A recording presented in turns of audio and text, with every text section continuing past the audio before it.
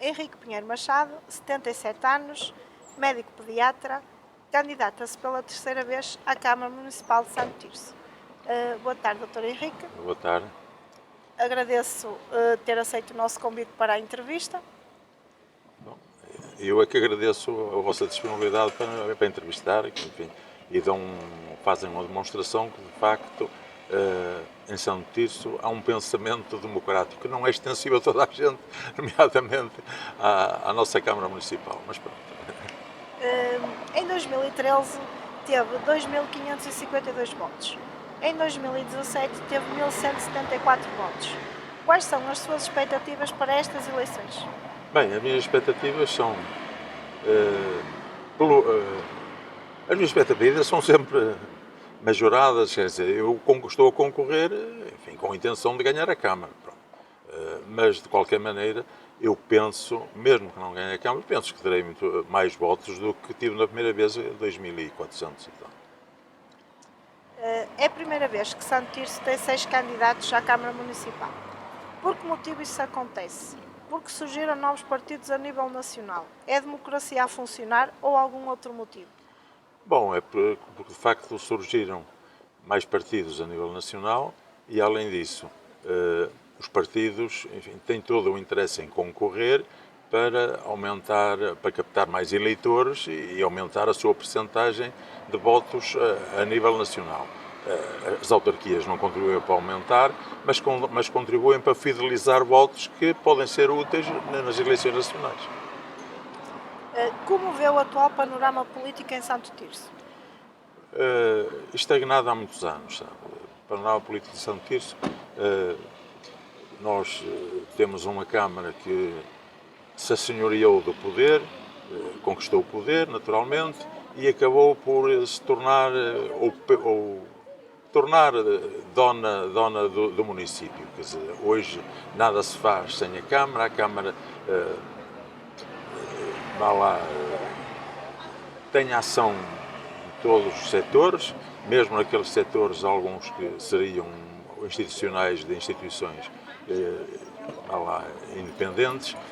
A Câmara tenta, em certa maneira, controlar tudo e tem-no conseguido através de subsídios e de favores, etc. Tem conseguido isso e esta minha candidatura, e as candidaturas anteriores, têm, nomeadamente, a expectativa de quebrar esse ciclo de domínio do poder camarário sobre todo o território do Conselho. Naturalmente que a Câmara terá de administrar o Conselho, mas administrar não quer dizer que seja uma administração totalitária, que controle tudo, porque as pessoas hoje em dia têm medo até de exprimir as suas opiniões políticas na medida em que sabem que alguém vai dizer à Câmara aquele que disse isto, aquilo, aquilo outro, e as pessoas têm medo de ser prejudicadas. Assim como, por exemplo, para se candidatar nas listas independentes, eu não tive grande dificuldade neste ano, mas houve várias pessoas que disseram, bem, eu até aceitava integrar a lista, mas sabe como é, pá, eu depois posso precisar de alguma coisa na Câmara, enfim, quer dizer, há um regime pouco democrático em Santo Tirso, devido ao facto da Câmara estar há muitos anos no poder e ter passado, por força dos anos e por força da sua maneira de governar, ter um poder que controla tudo e as pessoas têm medo de se assumir, têm medo de represálias, amanhã precisam de uma licença, amanhã precisam disto, ou precisam daquilo, e têm medo de, ao ir bater à Câmara, que sejam confrontados, porque alguns já têm sido confrontados com essa situação, têm dito, olha, você então anda aí a criticar-nos e agora vem aqui. Então, quer dizer, as pessoas devem ser atendidas de igual maneira, sejam de que partido for, e seja a Câmara que for. O que está a acontecer em Santo Tirso, de facto, é um domínio absoluto do Partido Socialista sobre todo o Conselho e sobre as pessoas. Como pessoa que está ligada à política há muitos anos e não querendo entrar em questões muito específicas do passado, como viu a transição que aconteceu no poder em Santo Tirso em 2019? O que trouxe isso de novo para a política tircense e especialmente o que mudou em termos de medidas autárquicas? Não mudou nada. O presidente que sucedeu ao Dr. Couto era o número 2 do Dr. Couto era o Delfim do Dr. Couto, foi o Dr. Couto Pula, vice-presidente, enfim, pelos motivos que ele sabe, mas que nós enfim, não é preciso adivinhar, nós sabemos, e não mudou nada, quer dizer, mudou de figura, mas a maneira de fazer política, a maneira de agir, manteve-se na mesma. Foi apenas uma operação cosmética obrigada pelo Tribunal. O Dr. Couto, como se sabe, teve de prescindir de todos os seus lugares públicos por causa do processo de Teia, para poder estar em liberdade, e entregou o poder ao número 2, ao seu Delfim. O atual presidente era o Delfim do Dr. Couto e está representado o Dr. Couto na Câmara. Já o disse várias vezes que quando estava na Assembleia Municipal era a única oposição ao Executivo Municipal. O que quer dizer com isso? Eu quero dizer que em Santo Tirso, e voltando um bocadinho atrás ao bocado, perguntou qual era o panorama político em Santo Tirso. O panorama político em Santo Tirso, quer dizer, não é só este de controlo da Câmara, do controlo do Conselho pela Câmara. É também a falta de oposição forte e construtiva que obrigue a Câmara a um debate de ideias e, nomeadamente, a corrigir o seu percurso, que nem sempre é o mais correto, naturalmente. Essa oposição não tem acontecido.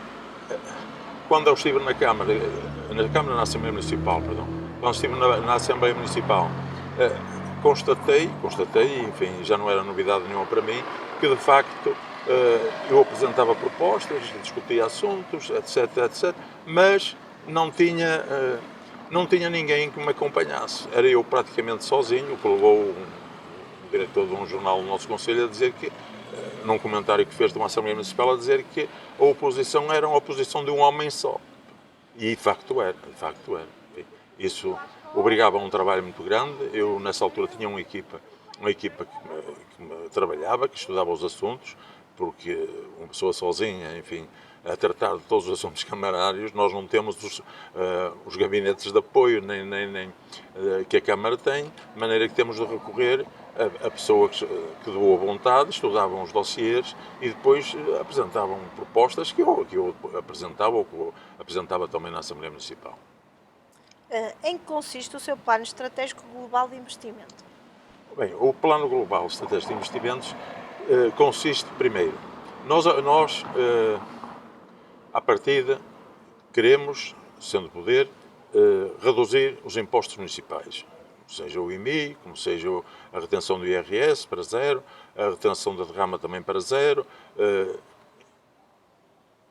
baixar a tarifa da água para 50%, não para 35%, como agora foi apresentado, para 50%, através de uma negociação, enfim, talvez mais incisiva e mais defensora dos interesses do Conselho e das populações. E esse plano estratégico é dotado com uma verba que nós estudamos, que pode ser de 30 milhões ao fim do mandato, e que esses 30 milhões serão recuperados das despesas necessárias que a Câmara tem, das despesas com a aquisição de bens e serviços. Como sabe, com certeza já foi abordado este assunto por outros candidatos. A Câmara, até 2013, gastava uma verba de 7 milhões e meio para a aquisição de bens e serviços durante um ano. Desde que entrou esta Câmara com o Dr. Couto, as despesas com a aquisição de bens e serviços, de despesas necessárias, duplicou. Passou para 14 milhões e 400 mil euros, o que dá, ao fim de 4 anos, os 30 milhões. Além disso, pensamos também recuperar algum dinheiro entregando a gestão das cantinas escolares à Associação de Pais, o que permitirá poupar 1.775.000 euros. Pretendemos, além disso, começar a privilegiar mais os concursos públicos do que os ajustes diretos, do que os ajustes diretos. Agora, precisamente, nesta altura, a Câmara tem 50% dos seus investimentos são feitos através de contratos de ajustes diretos, e os contratos são apenas 20%. Nós queremos inverter essa situação, precisamente porque isso vai trazer uma poupança ao município. E, além disso, pretendemos recuperar dinheiro com um plano de poupança de energia. Poupança de energia feita com um plano estratégico de poupança de energia nos edifícios camarários e, além disso, também reduzindo paulatinamente a frota da Câmara para, em vez de consumir gasolina e gasóleo, passar a consumir energias renováveis e energias mais limpas. Isso também vai permitir um aforro de dinheiro. Pronto, e com essas verbas pensamos não só colmatar aquilo que a Câmara não recebe em impostos e, além disso, subsidiar alguns investimentos que já têm subsídios naturalmente do Estado ou da CEE ou até mesmo do orçamento camarário, a subsidiar para que esses investimentos possam ter uma maior dimensão e maior sustentabilidade para o futuro. De uma forma sucinta, quais são as suas principais propostas para o Conselho de Santo Tirso? Já falou em algumas na última questão? Sim, as propostas para o Conselho de Santo Tirso são, primeiro, nós pensamos que a nível da saúde a Câmara devia ou deve empenhar-se mais para que nos centros de saúde e no nosso hospital existam as valências e os técnicos, médicos, enfermeiros, assistentes operacionais e assistentes técnicos suficientes para atender toda a população. Isso, em certa medida, garante às populações um clima de segurança. As pessoas sentem-se mais seguras e sentem-se mais atraídas a viver no Concelho. É um dos fatores. Além disso, pensamos, junto das autoridades policiais, insistir para que seja intensificada a vigilância dos espaços do Concelho, na medida em que estão a acontecer assaltos e crimes, cada vez numa onda maior. Num outro aspecto, um aspecto da coesão social, pensamos, ao contrário do que acontece, em que as pessoas acorrem apenas quando é necessário, fazer um acompanhamento mais próximo das pessoas que vivem nas habitações sociais, e nomeadamente daquelas pessoas idosas que vivem isoladas, proporcionando o seu acompanhamento à distância e por teleassistência e até por geolocalização. Entendemos que isto é prioritário, que as pessoas das habitações sociais tenham um acompanhamento próximo, alguém que os oriente, como devem gerir o seu orçamento, como devem orientar a sua vida. Acho que essa é uma medida absolutamente essencial. Pensamos ainda no sentido de captar empresas, requalificar as zonas industriais e, nomeadamente, os seus acessos. As nossas zonas industriais foram programadas em função de uma situação que hoje está completamente modificada. E elas estão, nomeadamente, precisam de uma qualificação geral, nomeadamente nos seus acessos, não só para captar empresas, naturalmente, e para criar postos de trabalho que ajudem a fixar a população. E, nesse aspecto, temos em vista proporcionar incentivos às empresas que criem empregos de qualidade e que paguem ordenados ou salários mais altos do que o que é normal. Pensamos também ainda no campo da habitação, que é essencial e que é um problema de Santo Tirso,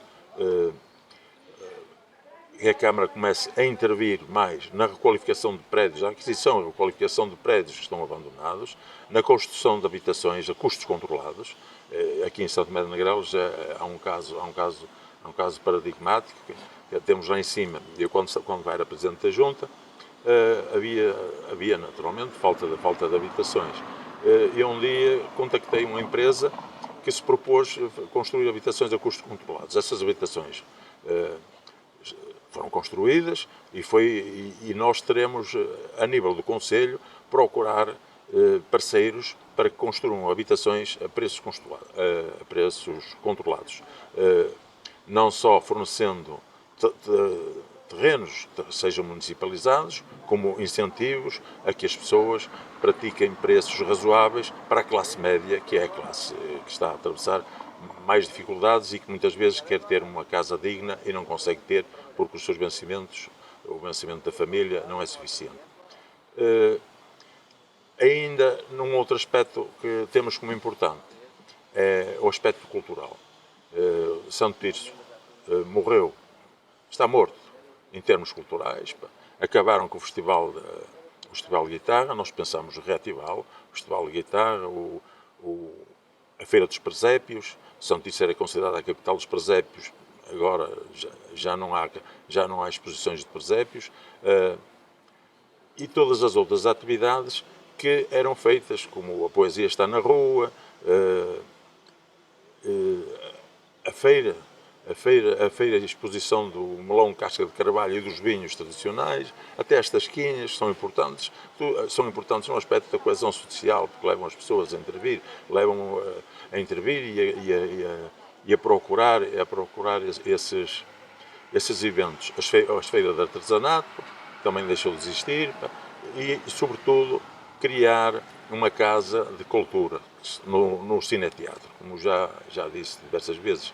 O terreno é da Câmara, o edifício é da Câmara, há um projeto para as obras, falta o dinheiro, há que o procurar, ou seja no PRR, ou seja noutras verbas da Comunidade Europeia, ou até outras verbas que o Governo destina para os teatros e cineteatros que existem pelo país.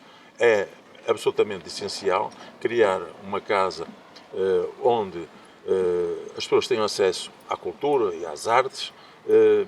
Essa é uma maneira de quebrar barreiras que existem, assimetrias que existem na região. Nós temos também em Famalicão, temos a Casa das Artes, agora temos em Ribadave o Cineteatro Narciso Ferreira, e Santo Tirso está aqui isolado, não tem ninguém. As pessoas, se querem ir ao cinema, se querem ver um espetáculo, têm de deslocar-se para fora. E as pessoas que querem viver numa terra onde não seja preciso estar a percorrer 20 ou 30 km, ou até menos, para ter acesso à cultura e às artes. E são estas, essencialmente, os principais pilares do nosso programa. Há muitas mais coisas, mas pronto. Outro dos assuntos que também está na atualidade e também tem gerado muita discussão é a questão da desagregação das freguesias. É a favor ou é contra a desagregação das uniões de freguesias? Fui sempre contra. Eu, na altura, era Presidente da Junta, em 2011, era Presidente da Junta aqui em São Tomé de Negrãos, e sempre me empenhei para que não houvesse agregação de freguesias, ao meu nível, naturalmente. Inclusive, pensavam agregar São Tomé de Negrãos à Vila das Aves, que era uma coisa sem pés nem cabeça, que é para a Vila das Aves, que é para São Tomé de Negrãos, e sempre lutei para que essa agregação ou extinção de freguesias não se concretizasse. Participámos, como outras freguesias, na grande manifestação que houve em Lisboa contra a extinção, a fusão de freguesias. Inclusive, promovemos aqui no polivalente da escola uma sessão de esclarecimento em que houve um debate sobre essa temática, em que participou o Sr. Presidente da Câmara da altura, o Sr. Engenheiro Castro Fernandes, que naturalmente era contra a fusão e extinção de freguesias, e um membro de um partido do governo que era a favor da fusão e extinção de freguesias. Foi um debate um bocado acalorado, mas as pessoas tanto não queriam aqui em Negrelos, não era só a Junta que não queria, as pessoas também não queriam, tanto não queriam a fusão ou a extinção da freguesia, como compareceram em massa, encheram por completo aqui o polivalente e seguiram com muito interesse e com intervenções também todo o debate. E hoje continuo a debater-me contra a fusão e extinção de freguesias, nomeadamente apoiando o movimento cívico que existe na Reguenga e, em certa medida, apoiando também aquelas movimentações que há na zona oriental do Concelho, que pretendem que São Salvador, São Mamé de Negrãos e São Martinho do Campo voltem a ser freguesias independentes. É um facto também que Santo Tirso está a perder população de forma dramática, mais do que nos concelhos vizinhos. No seu entender, por que está isso a acontecer? está a acontecer por aqueles motivos que eu disse. As pessoas pagam impostos caros, têm a água mais cara do país, pagam impostos municipais caros, naturalmente, não têm falta de residências, há falta de empregos qualificados, não há um acesso à cultura, a saúde também, as possibilidades de recorrer aos serviços de saúde também não são boas, há muita gente que não tem sequer médico de família, o nosso hospital tem poucas valências médico-cirúrgicas, devia ter mais, de maneira que tudo isto contribui para que as pessoas vão saindo do concelho para concelhos mais próximos, onde tenham acesso àquilo que pretendem, a atividades esportivas, que ao bocado esqueci de dizer. Nós também propomos construir em todas as freguesias recintos esportivos, aquelas que não têm, naturalmente, e procurar dinamizar atividades esportivas na juventude, nos jovens, na população trabalhadora e nos séniores, se possível em cada freguesia, e propomos até a frequência pelo menos dos idosos, de piscinas de água aquecida, naturalmente que não está na sua própria freguesia, mas onde existem, e as pessoas, como não têm essas possibilidades, que no seu conjunto contribuem para uma melhor qualidade de vida, procuram essa qualidade de vida noutras terras mais próximas. Relativamente à criminalidade, também já tocou neste ponto durante a entrevista, é outro ponto que tem preocupado muito a população em Santo Tirso. E com razão. Porque estamos com uma percentagem, se calhar agora já é mais elevada. Nós estávamos com uma percentagem de 2,1%, o Porto, por exemplo, era 2,6%, mas nós, atendendo aos casos frequentes que tem havido de assaltos, tentativas de assaltos, se calhar já estamos numa porcentagem até mais elevada e até perto de uma grande urbe como é o Porto, não é? Nós somos um concelho pequeno e estamos nessa porcentagem de criminalidade, estamos já se calhar muito próximos do Porto. Como pode a autarquia tentar resolver esse problema, mesmo não sendo uma competência direta? Não é uma competência direta, mas a autarquia devia empenhar-se junto do Governo para que a PSP, a GNR e, nomeadamente, até a Polícia Municipal, durante o dia, tivessem uma vigilância mais existente dos espaços públicos para tentar evitar essa criminalidade que existe. E durante a noite é essencial que haja uma boa iluminação em todas as vias, em todas as povoações, e que haja também uma vigilância rotineira para dissuadir os assaltantes e para garantir às populações uma maior segurança. As pessoas olharem e verem que, enfim, que estão a ser guardadas por um elemento da polícia e que, pronto, se tiver algum problema, terá a quem se socorrer de imediato. O que podemos esperar do Dr. Henrique Pinheiro, caso seja eleito para algum cargo? Podemos esperar duas coisas. Primeiro, não todas as pessoas, para mim, são iguais, sejam de que partido for. São iguais no atendimento, sempre foram, continuarão a ser. Isso não acontece com a Câmara atual. Como disse inicialmente, chega às vezes até marginalizar pessoas que não são do partido. E eu cito-lhe um caso paradigmático que aconteceu com o atual Presidente da Câmara. Eu pertenço à Associação Humanitária Negrelese, que tinha feito um protocolo com a Câmara para desenvolver as suas atividades na Escola das Pompinas. A Associação Humanitária Negrelese tem fins sociais, humanitários e até culturais. E a Escola das Pombinhas era importante para nós no aspecto social, porque tinha uma cantina e tinha um refeitório. E se calhar nesta altura tinha sido importante para colmatar algumas lacunas que existiram no apoio à população. Depois veio esta Câmara, este protocolo foi feito com a Câmara do Engenheiro Castro Fernandes, veio esta Câmara e por pressões do Presidente da Junta, dizendo descaradamente que nós éramos da oposição, nós nunca fizemos lá nenhuma atividade política, nem devíamos fazer, nem tínhamos que fazer, porque lá era dedicado apenas à Associação Humanitária Negrelese. Eu, aliás, a primeira vez que entramos lá, disse, meus amigos, aqui não se discute política. Se quisermos discutir política, é que lá fora. E nunca ninguém abriu a boca para falar de política. E então a Câmara decidiu expulsar-nos com um mandato judicial, porque tínhamos gasto muita água, o que era falso. O contador estava lá a contar, porque gastávamos muita luz, também era falso, porque o contador da luz estava lá, mas puseram-nos fora. E depois tivemos uma reunião com o atual Presidente da Câmara, que na altura era vereador e era o responsável por esse pelouro, que nos garantiu que dentro de 15 dias que nos davam a resposta. Até hoje. Isto já vai há 2 anos então. Já foi há mais de 2 anos, foi em 2015, já vai há 6 anos. Até hoje. E isto, quer dizer, é intolerável numa sociedade que se diz democrática. Andar a perseguir pessoas, ainda por cima, por pressupostos de que são da oposição. Quando lá estava a gente toda eu era da oposição. O vice-presidente também era, mas tinha outros membros da direção que eu nem sei de que partido é que eles estão, nem nunca procurei saber. Também isso não me interessava. E expulsaram-nos com um mandato judicial. Bem reclamamos, e comigo, isso nunca acontecerá. Além disso, as associações também são favorecidas em função de se são conotadas com o partido da Câmara ou não são. Isso comigo não existirá.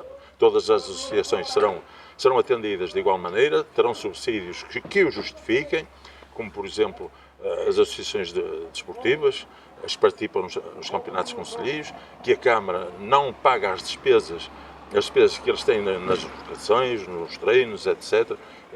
Eu passarei a pagar, porque não está certo que sejam os diretores dessas associações a pagar do seu bolso uma atividade para participar num campeonato concelhio, ou então para participar num campeonato intermunicipal, para representar a Câmara de São Benito. Isso não está certo que a Câmara usufrua de um valor ou de um aspecto da sua atividade que é imputada à Câmara, acaba por ser imputada à Câmara, mas está a ser financiada por particulares que, enfim, por paixão, vão aguentando os clubes esportivos, conforme pode. Naturalmente, procurarei despenalizar as pessoas dos impostos municipais, como já disse, o IMI, o IRS, a derrama. Procurarei renegociar a tarifa da água para 50%, que é o mais justo. Baixar a tarifa do lixo em 30%, e instituir as tarifas sociais para água, lixo e saneamento. Procurarei que haja um melhor atendimento no serviço de saúde, como já disse há pouco. Procurarei que haja uma maior segurança para as pessoas, no aspecto de segurança de bens e pessoas. Procurarei que as pessoas tenham recintos desportivos onde possam ter atividades desportivas. Procurarei que as pessoas possam desenvolver as suas atividades culturais nas suas próprias terras e depois em conjunto com todas as outras, a nível concelhio, contribuindo em muito para a coesão social, na medida em que a reativação e a manutenção das tradições culturais das populações é um elemento importante para que haja uma maior coesão social, para que as pessoas não vivam desligadas umas das outras, este é daqui, este é daqui lá, então não tem nada a ver com aquilo, não, pertencem todos ao mesmo conceito. Uma coisa importante que há bocado não disse, no aspecto da coesão social, é que procurarei instituir transportes públicos que cheguem a todas as freguesias, nomeadamente através dos TUST, e no caso de ou pouca frequência de pessoas, ou então atendendo ao local para onde os autocarros terão de andar, que não terão as dimensões adequadas,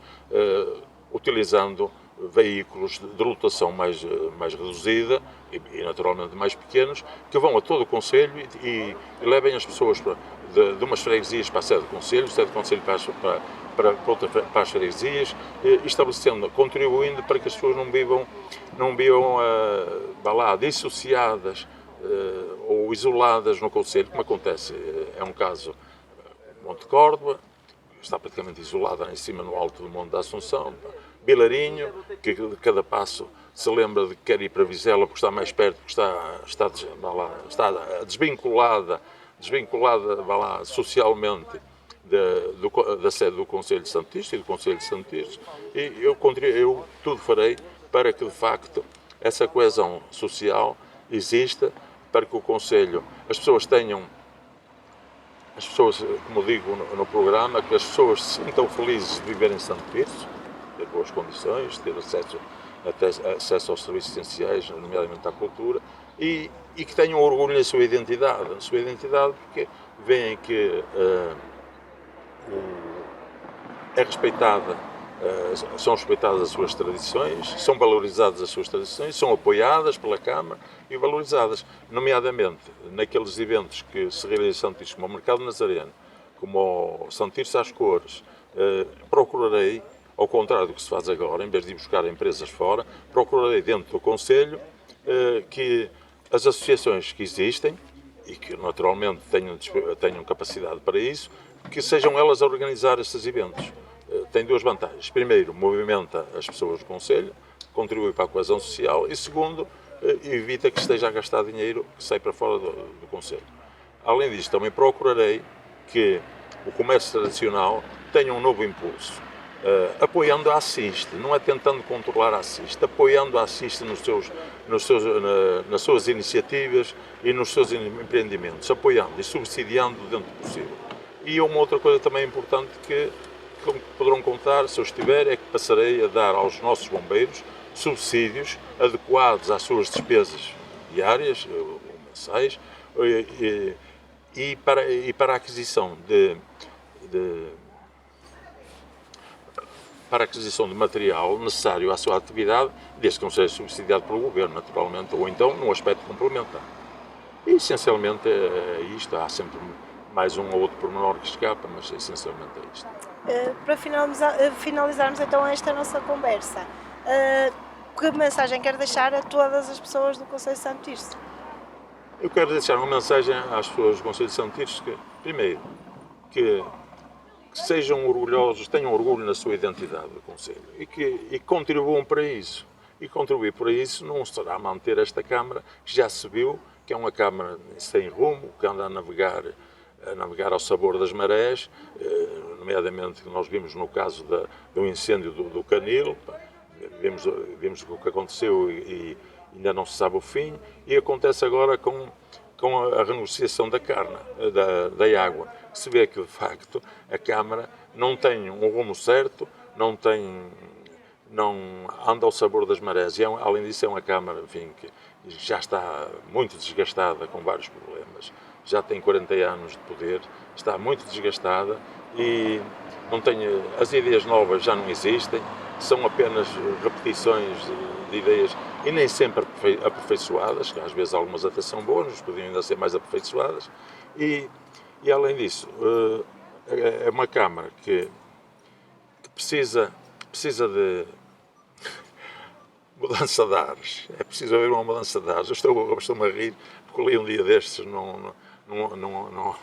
numa cidade aqui próxima, relativamente porque os licenciados frequentam muito, em que havia um candidato que dizia que era preciso mudar de ares. E aqui em Santo Tirso, essencialmente, é preciso mudar de ares. Outras pessoas, outras perspectivas. As pessoas têm experiência. Eu tenho uma experiência de 40 anos que posso disponibilizar e quero disponibilizar em favor da melhoria da qualidade de vida e do bem-estar de todos os tircenses. É isso que eu prometo. Aliás, a minha vida tem sido sempre uma vida de luta, nunca andei atrás de lugares, nunca vivi da política, nunca andei atrás de lugares, e quem me acompanha da mesma maneira são pessoas independentes, são pessoas de várias matrizes ideológicas que não têm qualquer compromisso político, não têm que obedecer ao partido, são pessoas que apenas têm como objetivo lutar pelo bem comum da sua terra, do seu concelho e das pessoas que habitam, de todos os habitantes. Em nome do Diário Santo Tirso, agradeço então mais uma vez a disponibilidade para esta entrevista e desejo todo sucesso, quer a nível pessoal, quer a nível da sua candidatura. Pronto, muito obrigado. De qualquer maneira, reafirmo os meus agradecimentos ao Diário Santo Tirso de facto tem tido uma atividade exemplar neste período pré-eleitoral. Hoje já é um período eleitoral, mas no período pré-eleitoral, e propõe-se continuar no período eleitoral, que é essencial para o esclarecimento e para a divulgação das ideias de todas as pessoas, para que as pessoas tenham possibilidades de, analisando as propostas de cada candidato, escolham o melhor. Escolham o melhor. E, naturalmente, não vão escolher outra vez o mesmo que já conhecem há muito tempo e que não lhes agrada neste ou naquele aspecto. Há que escolher com critério e escolher com melhor, aquilo que entender como melhor e que seja protagonizado por pessoas que tenham credibilidade política. E, nesse caso, acho que, enfim, não estarei talvez na primeira linha dessas pessoas pelo meu passado político no Conselho e continuo na disposição de prolongar enquanto Deus me der vida e saúde.